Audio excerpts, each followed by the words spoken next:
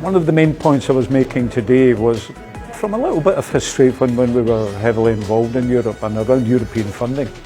And the funding itself was really important, but I wanted people to reflect on how that funding came down and how it was spent in Scotland. And it was spent through local partnerships. Here in Dumfries and Galloway we had Objective 5B partnerships, then we had the South of Scotland partnership, but it was local people. Local representatives from the local authority, from enterprise, from tourism sector, from the third sector, who put calls out for the funding and scored those projects and made sure that they aligned with local needs. So it's kind of a plea for whatever happens in the future. I think we need that kind of regionalism rebirthed again, a new regionalism, and I think that would help Scotland, particularly when we rejoin Europe.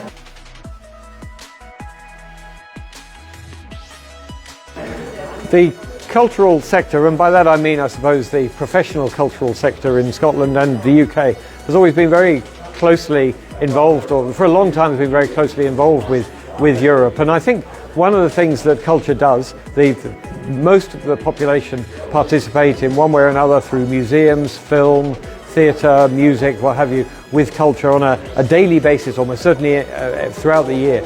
And there's a very strong way in which cultural organisations can work with other organisations in a number of fields, actually, whether it be around Europe or around climate change, which is the work that I do with Creative Carbon Scotland.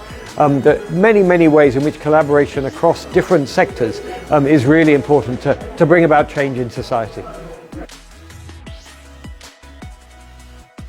It was a fantastic event today. It was a real privilege to be invited along. I really enjoyed hearing what the other speakers had to say, and particularly the really informed comments and questions from the audience.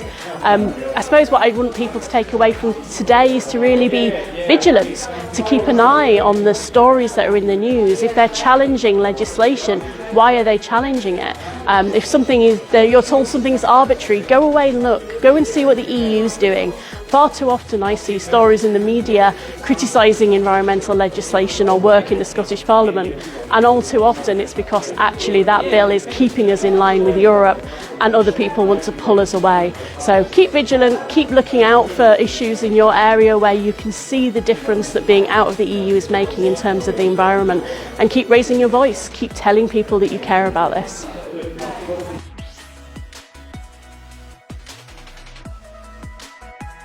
One of the things I think we need to do as Europeans and as people who oppose Brexit, there's policy stuff we need to do, there's lobbying with political parties, but we need to tell a story of European Britain. We need to say we are Europeans, and that is where we see our shared destiny and future.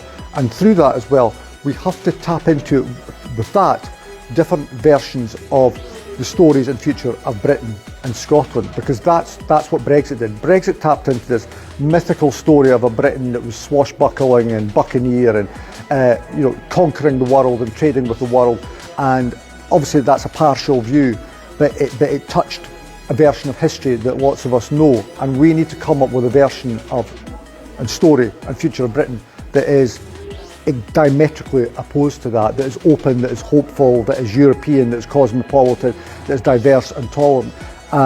With that, I think the pro-European case can go far. Without it, Brexit would still, and the Brexiteer argument would still tragically dominate. So I think that is pivotal to meetings and gatherings like this and the European movement.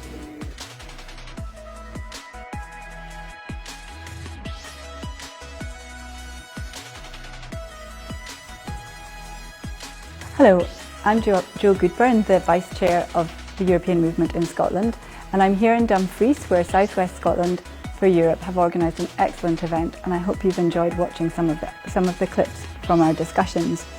It was clear from the debate at the end that campaigning for Scotland's European future is not going to be easy. We need people like you to help us to take our message beyond our own echo chamber and shift the opinions of other people based on them understanding the impact that Brexit is having on their everyday lives. Please join the European movement today.